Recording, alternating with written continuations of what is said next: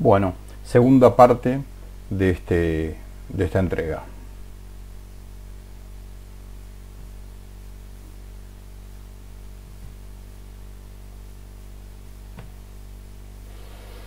Los objetos de la lógica.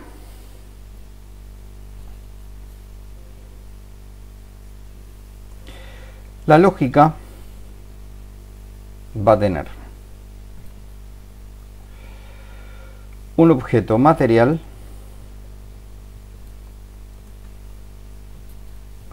y un objeto formal.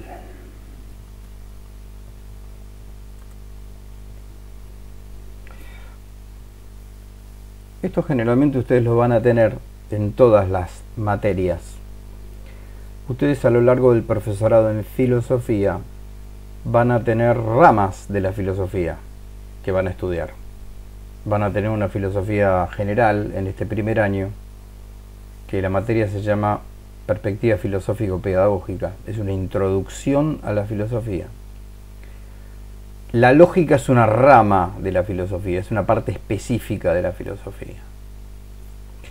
¿Qué va a estudiar la lógica? Bueno, materialmente va a estudiar los razonamientos.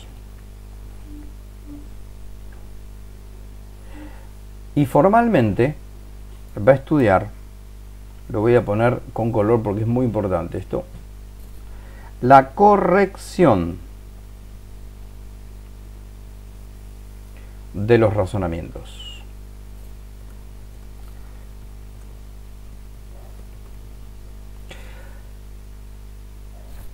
El objeto material de cualquier disciplina es aquello sobre lo cual la inteligencia se para, es decir, lo que la inteligencia observa. Acá les voy a dar una definición un poco más prolija, si es que esto se abre. Parece que sí. Objeto material, ente en cuanto cae bajo la consideración de una ciencia. El ente en filosofía es todo lo que existe. Todo lo que existe es ente, desde una piedra hasta un ser humano, pasando por los animales, las plantas, los astros. Son entes, porque son. Cuando cualquiera de esos objetos cae bajo la consideración de una ciencia, es decir, bajo el estudio de una ciencia, se transforman en objetos materiales. ¿Qué va a considerar la lógica?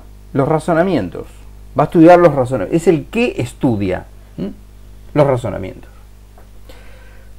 Muy bien. Ahora, el objeto formal de cualquier disciplina va a ser un aspecto específico de ese objeto material. Es decir, ese objeto material generalmente es muy amplio. Los razonamientos se pueden estudiar desde varios puntos de vista. ¿Sí? Por ejemplo, de algún modo la psicología, la psicología terapéutica, que es esta psicología que tenemos hoy, de algún modo estudia el modo de razonar de una persona, de cómo concatena ideas, de cómo asocia, si tiene una rumia obsesiva, si está demasiado con una idea que no lo deja y lo vuelve a traer a la conciencia, y si se puede destrabar de alguna manera, se puede resignificar esa idea y darle un cariz distinto desde el punto de vista afectivo y psicológico. Habría que hablarlo bien con un psicólogo. Ustedes van a tener psicología en primero y segundo año.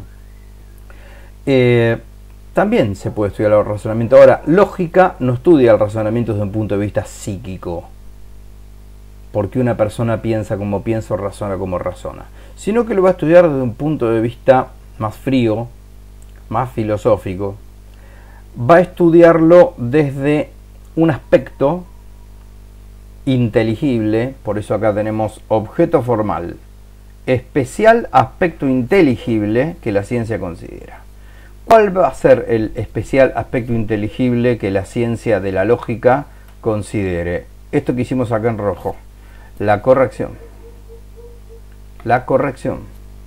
Es decir, cuándo un razonamiento es correcto o cuándo es incorrecto. Nuestra inteligencia es imperfecta. Nuestra inteligencia puede alcanzar la verdad o no. Puede equivocarse. ¿Cuántas veces, haciendo una cuenta, nos equivocamos? ¿Cuántas veces, concatenando ideas, llegamos a conclusiones que después tenemos que corregirlas porque han sido erróneas, considerando situaciones, conductas, procesos? ¿Cuántas veces las ciencias tienen que reformular algunas definiciones, algunas proposiciones, algunas conclusiones porque el tiempo de la experimentación y de la investigación les ha mostrado que tenían cierto grado de inexactitud respecto al objeto, a la verdad que querían investigar? En realidad en la historia de todas las ciencias está lleno de estas cosas. Ninguna ciencia ha llegado, por lo menos la ciencia experimental. Hoy cuando hablamos de ciencia nos remitimos estrictamente a la ciencia experimental, básicamente, ¿no? Eso después hay que verlo. Ustedes van a tener una materia que se llama Filosofía de las Ciencias durante 2 años. Bueno, nosotros en la lógica vamos a estudiar la corrección de los razonamientos. Hay una estructura en el razonar que es correcta o incorrecta. Sea que uno razone cualquier cosa, nosotros no tenemos una manera de razonar distinta a los geólogos. O un historiador no razona de manera diferente a un astrónomo o al señor que trabaja acá en la esquina en el kiosco. No. Tenemos todos una inteligencia que a nivel procesal está estructurada de la misma manera. Y para alcanzar la verdad en cualquier instancia, tiene que razonar de una manera correcta y tiene que tratar de evitar maneras incorrectas de razonar que siempre lo van a llevar, o casi siempre, a errores. Todas las disciplinas, todos los saberes rigurosos, tienen que estudiar lógica, sobre todo en primer año. Por eso que esta materia está en tantas carreras en primer año. ¿Por qué? Porque nos va a mostrar como si nosotros en la inteligencia tuviéramos moldes, como si fueran botellas vacías, que hay que ordenarlas de manera tal para que después las llenemos de lo que las llenemos. Estoy usando una metáfora. Podamos llegar a una buena conclusión, a una conclusión que nos acerque a la verdad. Todo acto de la inteligencia busca la verdad, siempre. Por naturaleza, la inteligencia se mueve hacia la verdad. No quiere decir que siempre la alcance, no. Si siempre la alcanzara, no tendríamos que estudiar lógica. Tendríamos una inteligencia perfecta y no tendríamos que estudiar, ni razonar, ni evitar el error, ni revisar la corrección de los razonamientos, porque serían todos razonamientos correctos y llegaremos siempre a la verdad. No es el caso del ser humano. No es el caso del ser humano. Bueno, sigamos un poquitito más.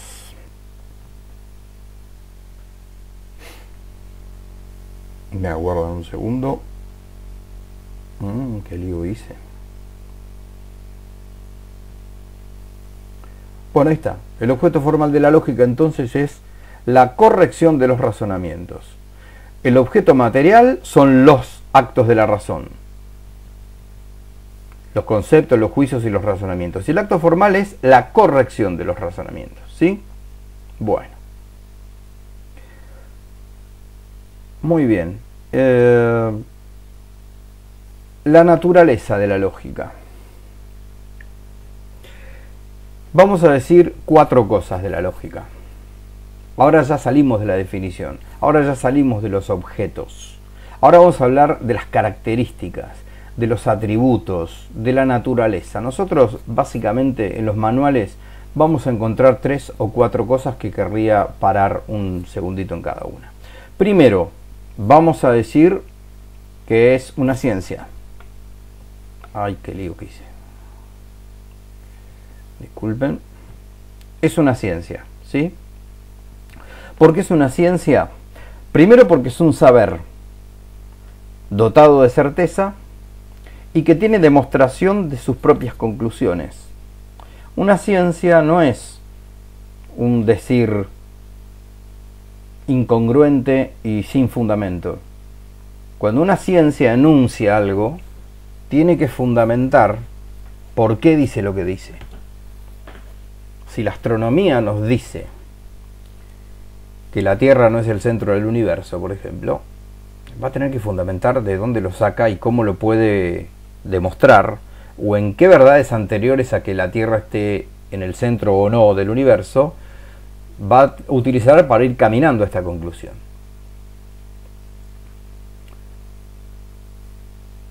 Bien, es decir, toda ciencia tiene que poder demostrar sus conclusiones. Cuidado que cuando decimos demostrar no quiere decir que todo el mundo lo entienda, ¿eh? No. La mayor parte de las demostraciones científicas, el común de los seres humanos no las entendemos. No estamos buscando demostración científica de cada cosa que dice la ciencia, no. Eso lo pueden hacer los científicos. Cuando nosotros en la escuela enseñamos ciencias naturales o ciencias sociales, no estamos haciendo que el alumno recorra desde los principios hasta todos los pasos racionales hasta llegar a la conclusión de la ciencia y los entienda cada uno. Directamente los manuales de ciencias naturales, de ciencias sociales, trabajan directamente sobre las conclusiones. Yo no sé por qué la física atómica concluye que el átomo de nitrógeno tiene 7 electrones. No sé. Digo directamente que, mirando a la tabla periódica de Mendeleev, que el nitrógeno tiene 7 y el oxígeno tiene 8. Listo, será verdad. Solamente un físico atómico podrá tener una evidencia de eso o una experimentación de eso. Yo no puedo, yo recibo la conclusión y la tomo como científica y listo, ¿no? Muy bien. En ese sentido la lógica decimos que es ciencia. ¿Por qué? Porque puede tener demostración de sus conclusiones. Por ejemplo, esto que dijimos hoy de los actos de la razón, esas son conclusiones de la lógica. Que la inteligencia genera conceptos, que la inteligencia genera juicios y que la inteligencia produce razonamientos. Yo puedo demostrarlo eso, ¿sí? Partiendo de cosas más elementales, llego a la conclusión de que evidentemente hay una producción de una idea, que si concateno ideas hay un juicio, y si concateno juicios puedo llegar a un razonamiento, por ejemplo. En ese sentido decimos que es ciencia, ¿sí? Muy bien. Ahora, ¿qué tipo de ciencia es? Bueno, no cualquier ciencia, una ciencia solo instrumental. ¿Por qué solo instrumental? Porque en realidad ayuda al resto de los saberes a pensar correctamente. Es un instrumento, es algo para poder pensar sin error, o en lo posible evitarlo. Ahí pusimos solo instrumental. El conocimiento de las relaciones solo ayuda a pensar lo real. Filosóficamente, cuando cursen tercer año, van a tener teoría del conocimiento, nociología. Ahí vamos a ver el gran problema, la gran problematicidad que tiene el pensar lo real. ¿Por qué? Y bueno, porque el ser humano tiene la tendencia a creer que siempre está pensando lo real, que lo que capta por los sentidos y por la inteligencia no es ni más ni menos que lo que tiene delante de sí. Bueno, la historia del pensamiento, desde los griegos hasta acá, nos ha mostrado que eso no es tan sencillo, no es tan fácil, no es solamente tener los ojos abiertos, la inteligencia abierta, captar y lo que capto es. No, la experiencia vulgar, no solamente la científica o filosófica, la experiencia vulgar nos habla de que hay apariencias y hay verdades. Hay cosas que parecen ser lo que son, pero después resulta que no eran tan así como parecían y que a la verdad de esa cosa había que aplicarle cierto tiempo, cierto rigor, cierta observación para poder dar con el núcleo profundo de la verdad que esa cosa conlleva. Eso es en filosofía lo real, ¿sí? Lo que está fuera de mí, lo que está fuera de mi mente, eso es lo real. Llegar a pensar lo real y establecer un puente verdadero entre lo que la cosa es y lo que yo pienso que la cosa es, ese es el gran trabajo de todas las ciencias, de todos los saberes disciplinares. Tratar de adecuarse lo mejor posible el pensamiento a lo que la cosa es, ¿sí? La ciencia a su objeto propio. En eso va la historia del saber humano. Vuelvo a repetir, no perdamos de vista la indigencia y la imperfección de la condición intelectual humana. Como no está libre de error, teme al error, porque en realidad el error no alimenta a la inteligencia, solamente la verdad alimenta la inteligencia. Muy bien, por eso entonces que la lógica es una ciencia, pero es solo instrumental, es decir, no es un fin en sí mismo. La lógica siempre sirve para otra cosa, sirve para que la matemática piense correctamente la matemática, para que la ciencia natural en su método no caiga en ninguna falacia, en ninguna falsa argumentación y pueda alcanzar su objeto propio. Lo mismo la ciencia humanística, lo mismo la ciencia social. Ninguna puede estar fuera de la lógica. No puede estar fuera de la lógica. Ha habido intentos en la historia del pensamiento occidental de salirse de la lógica. Y bueno, después vamos a demostrar cómo eso en realidad es un círculo vicioso. Porque al querer salirse de la lógica, se intenta salir con las herramientas de la lógica. Por lo tanto, siempre queda dentro de la lógica. No hay escapatoria. No hay escapatoria. Hay que pensar con lógica. Sobre todo cuando se quiere alcanzar rigurosamente una verdad compleja. No estamos diciendo que toda la vida humana esté regida por la lógica, de ninguna manera, menos mal además, ¿no? Bueno, otra característica, tercera, es ciencia, solo instrumental. Esto conlleva también a decir que es una metodología general. ¿Por qué? Porque enseña un modo general de proceder de cualquier ciencia. Esto un poco se desprende de lo anterior. Es decir, aplica una metodología general a cualquier saber disciplinar, a cualquier saber científico, ¿sí? Uno no puede ser ilógico ni para hablar con el vecino de enfrente, ni para dar una clase, ni para dialogar con el colectivero, ni para estudiar, ni para rendir un examen, ni para ir a hacer un trámite a la administración pública. Uno, si piensa y habla ilógicamente, desde el vecino hasta el científico más cualificado, a uno no le va a entender. ¿Por qué? Porque cuando uno habla o piensa ilógicamente, el otro no entiende. Va enseguida a buscar el otro una corrección de nuestro razonamiento o de nuestro pensamiento, porque va a haber algo que no va a concordar. Eso habla claramente de una misma naturaleza intelectiva, ¿sí? Que compartimos todos los que pensamos. A eso se refiere con una metodología general de la lógica. Bien, a su vez, los últimos dos es una ciencia especulativa, ¿sí? Pusimos ahí, dirige la mente especulando para llegar a la verdad inmediata. Con esta vamos a terminar. Vamos a terminar este video con esta, pero voy a explicar un poquitín este asunto. Lo de arte reflexivo después lo veremos. Atención con esta palabra, que también hay que hacer una salvedad. La palabra especulativa. Dirige la mente especulando. En filosofía, especular no es esta acepción común que solemos tener de esta palabra, que más bien la aplicamos a una elucubración no del todo honesta, que digamos, para sacar una ventaja y en lo posible perjudicar a otro y beneficiarse uno. El especulador, un obrar, un pensar especulativo, es algo que tiene cierta maliciosidad, cierta trampa. Por eso decimos que fulano es, cuidado con fulano que es un especulador. No.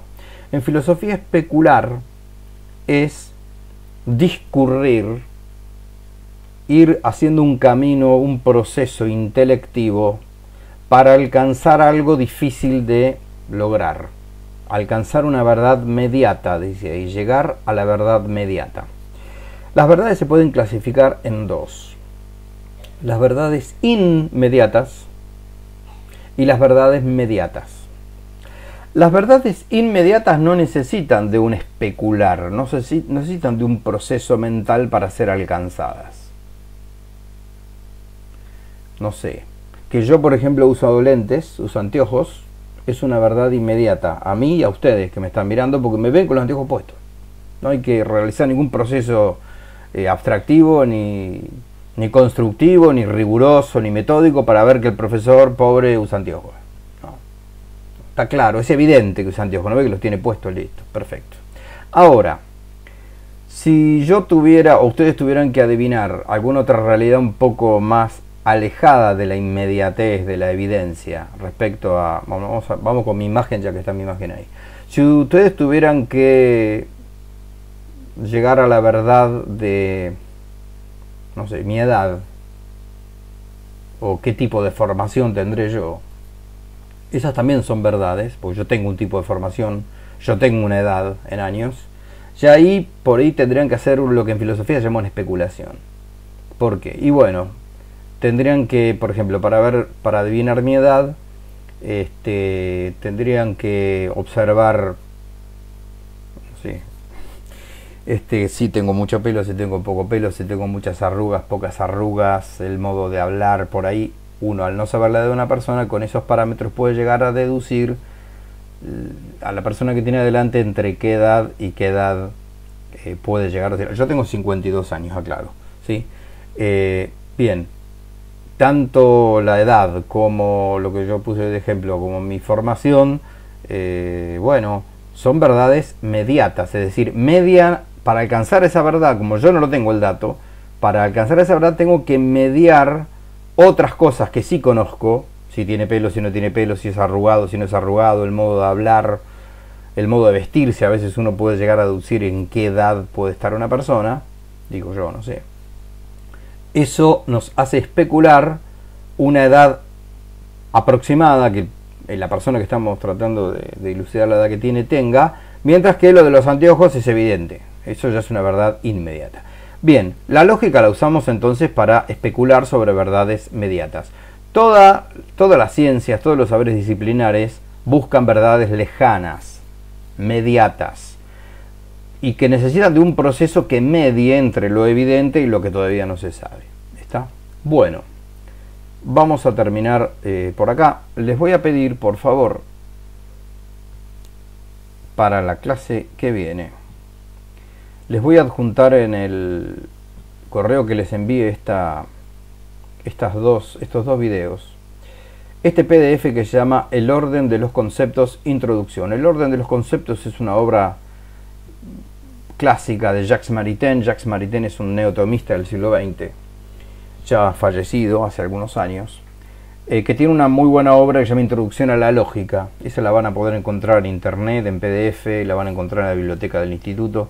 Esta es la introducción que él hace a esta obra. A la introducción, es una introducción a la lógica.